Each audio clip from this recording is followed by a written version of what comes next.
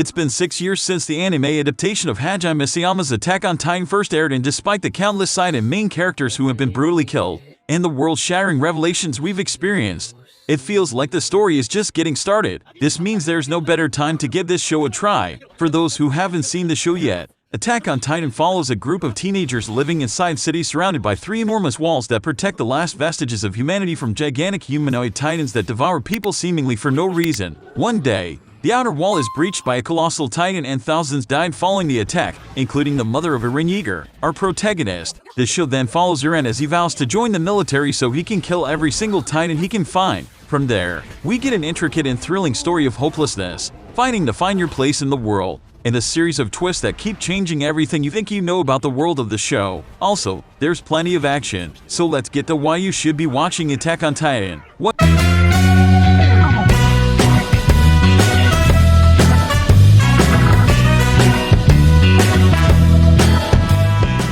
makes it great? The first thing you'll notice about Attack on Titan is how brutal it is. Within the first 15 minutes, Titans have already breached the wall, and we see innocent citizens being either crushed by falling debris, squashed under the feet of the giant monsters, or picked up and slowly eaten alive by them. Indeed, most of the show borders on horror, and there's plenty of horrifying and disturbing imagery that may very well haunt your nightmares if you're a fan of the genre. From the very first episode, we get a sense of how bleak the world of the show is, as the opening narration tells us that as the colossal titan breached the wall, it sent humanity a reminder that they are not meant to continue living since they have no hope of defeating the titans.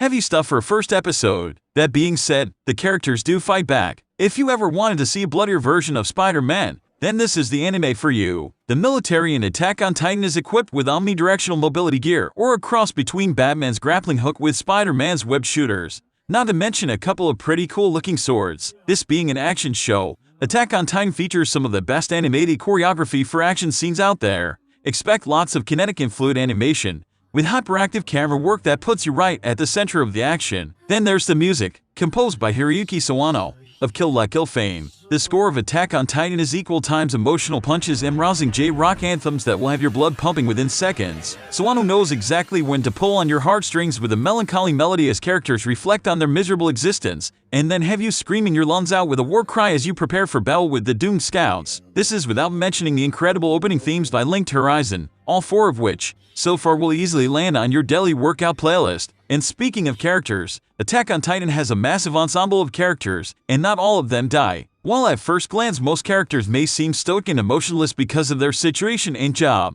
you'll quickly start noticing the subtle ways they let their personality come out. Plus, I dare you watch this show and not think of Chris Evans' Captain America every time Commander Erwin Smith gives an emotional speech. What it brings to the conversation, I wrote in another piece recently that Attack on Titan has many similarities to early seasons of Game of Thrones, especially when it comes to its mythology, sense of mystery, and world building. After all, our protagonists are members of a military group that defends the giant walls from man-eating monsters, and they are ridiculed by other members of the military and the Highborn. But Attack on Titan actually builds on that mythology and gives its audience satisfying answers, as well as build a massive world where everything is connected. Though you don't need to watch the episodes more than once to follow the story, this show does reward repeated viewings. Just like George R.R. Martin in his A Song of Ice and Fire book series, Hajime Isayama loves foreshadowing and parallels. Almost every development and plot twist can be traced back to small hints sprinkled throughout the entire show, making you want to go back and realize the entire answer was right in front of your eyes all along. And it's not just about foreshadowing,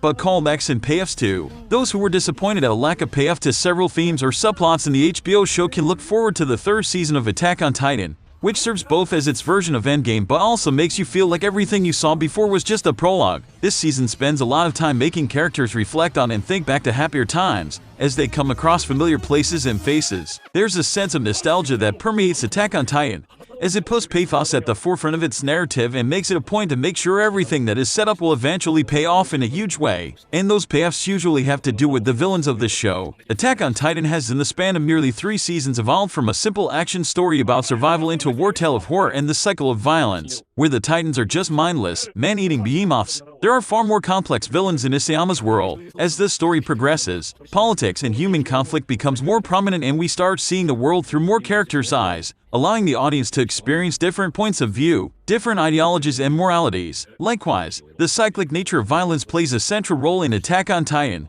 and as the audience learns more about the backstory and history of the world, There's a sense of tragedy and inescapability to the violence and destruction that makes the deaths feel all the more tragic and results in the audience questioning who exactly they are supposed to be rooting for and who's in the wrong. Why non-anime fans should check it out? For newcomers, getting into anime can be a long and arduous endeavor. Many anime shows require viewers to be familiar with Japanese culture, or at the very least the genre, in order to properly follow along and not be put off by some of the weirder tropes. Attack on Titan is a great gateway anime because it lacks most of the tropes and stereotypes usually associated with anime. The show takes place in an unnamed dystopian world that looks more like medieval Europe than it does modern Japan, so there's no need to be familiar with Japanese culture to follow this series. Likewise, there's little fanservice in the show, and by that, I mean gratuitous sexuality. Being that we mostly follow soldiers, there's no panty shots or women's clothes bursting off their bodies, something that is off-putting to newcomers and veterans alike. The premise of the show is also simple enough to be engaging right out of the bat,